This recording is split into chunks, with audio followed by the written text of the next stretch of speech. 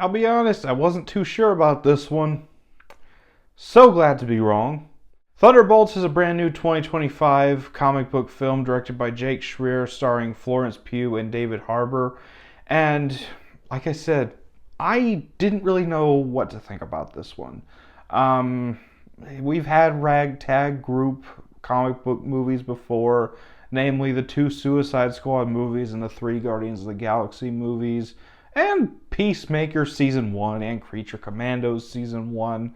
So I wasn't too sure what to think of this. I remember when the rumors of this movie were going around, before it was even announced that it was going to be the lineup we got, including Red Hulk and Justin Hammer. Zemo was going to play a role, and Leader was going to be the villain.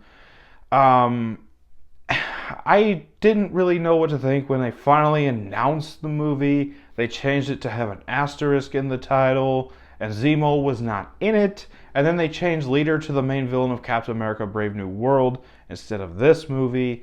I just wasn't too sure what to think about it. The trailers really did sell me on it, though. I really enjoyed the trailers for this movie. So I was excited to check it out. So let's go ahead and talk about this, starting off with the good. And there's a lot that I really, really loved here. And I am very happy to say that. First of all, Florence Pugh as Yelena. I really loved what she does with this character. I really enjoyed her character arc. She was a very fun character, yet she's got a really deep character arc as well. I just really enjoyed what she did here. David Harbour as well as Red Guardian. He was probably my favorite character about the Black Widow movie, and it's really no different here. I really love what he brings to Red Guardian. Yes, he's kind of the comic relief of this group, but the humor lands with him. David Harbour just delivers the funny stuff absolutely flawlessly. Also, I really love the fact that Valentina calls him a Santa, and he plays Santa in Violent Night. That's a really fun joke, at least for me. Maybe they did that on purpose, I don't know. But yeah, really love David Harbour here. He's got some really good scenes with Yelena. Him and Florence Pugh absolutely nail the father-daughter dynamic, especially in the third act. I just really love what they did there. Here's a surprise, Wyatt Russell as John Walker. I really love what they did with him here. I wasn't expecting to love what they did with this character, because I didn't hate him in Falcon and the Winter Soldier, but he was probably the least likable of the main characters in that series. But they made me really care for this character, really feel for him and what he's been going through.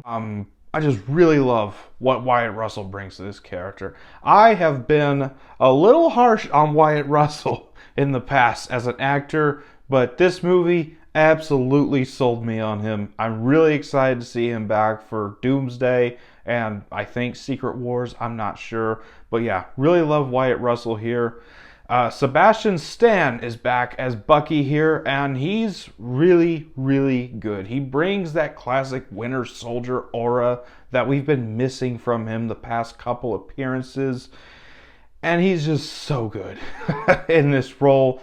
Honestly, he feels like the Terminator in a couple scenes. I just really love what he does here. He's got a good character arc as well. Finally, Lewis Pullman plays a new character named Bob. And for those of you who somehow don't know who his character turns out to be by the end of the movie, I won't spoil it, but I thought that he played this character absolutely fantastic. I loved everything about what he brings to this role. He's such a deep, emotionally complex character that I really enjoyed the deeper exploration of how his mind works and his past trauma, his depression, which really kind of sells why Where Is My Mind plays in the first trailer. I wasn't too sure about that song choice when the trailer first dropped, but then I saw the movie and I'm like, oh, that's why. But yeah, really love Lewis Pullman here. He's just absolutely fantastic. One of my favorite new characters for the MCU. Outside of the characters, you got some really fun action here. I really love a lot of what they do with the action in this movie. You get that fight that you see in the trailer in that vault area. Really fun action there.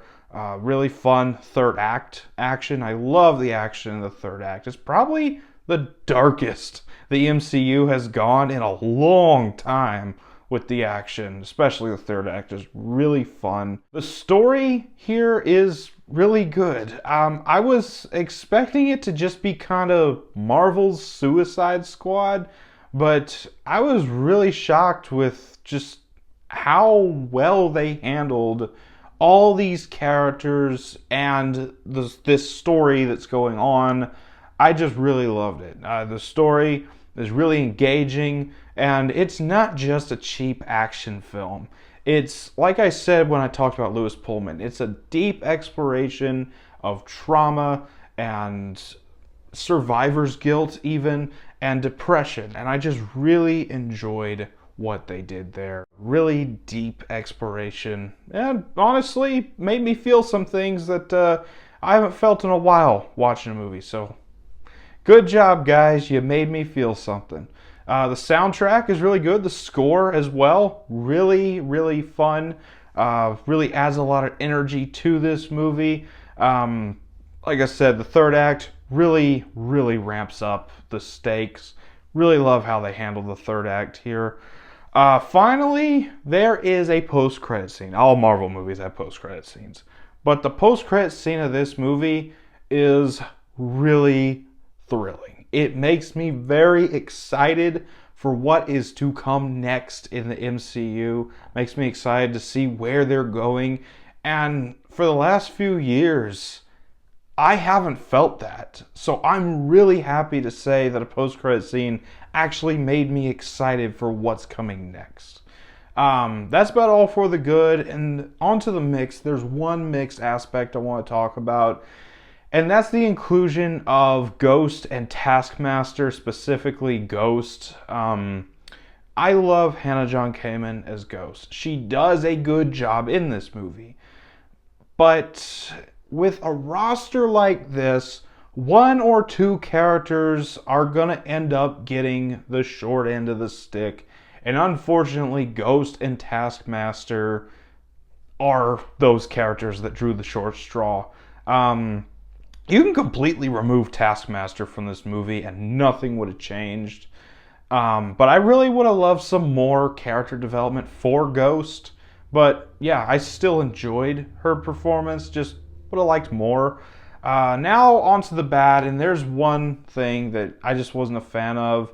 And I've already mentioned this in Falcon and the Winter Soldier. I still don't like Julia Louis-Dreyfus's character, Valentina. She's kind of just the Amanda Waller of this movie, but way less interesting and way less charismatic. I like Julia Louis-Dreyfus. I don't dislike her at all. But yeah, I still have a hard time liking this character. I know she's not supposed to be a likable character, but I don't know. Maybe she should have been a little more enjoyable, especially for a Julia Louis-Dreyfus character. That's about all for the bad. On to final thoughts. I really enjoyed this movie. I see a lot of people being hyperbolic, saying, "Oh, it's the best movie since Endgame. Post-Endgame MCU has just been very weak." And I don't agree with that statement. First of all, there's a lot of post-Endgame content that I love. There's some that I don't like. But we like to forget the fact that some of the pre-Endgame stuff still wasn't that good. Hello, Iron Man 2. Hello, Thor the Dark World. Not my opinion, but hello, Iron Man 3. A lot of people didn't like that one. But I really enjoyed this movie. Thunderbolts is a really good film. It's a very fun MCU film. It's a great character study into mental trauma and depression. I will be buying it on Blu-ray as with every MCU movie, and I'm going to give it a 9 out of 10. So that's my thoughts on Thunderbolts. Have you seen this movie? Let me know down in the comments what you thought about it if you have seen it. And as always, if you enjoyed this video, don't forget to like, comment, subscribe, and I'll see you all next time.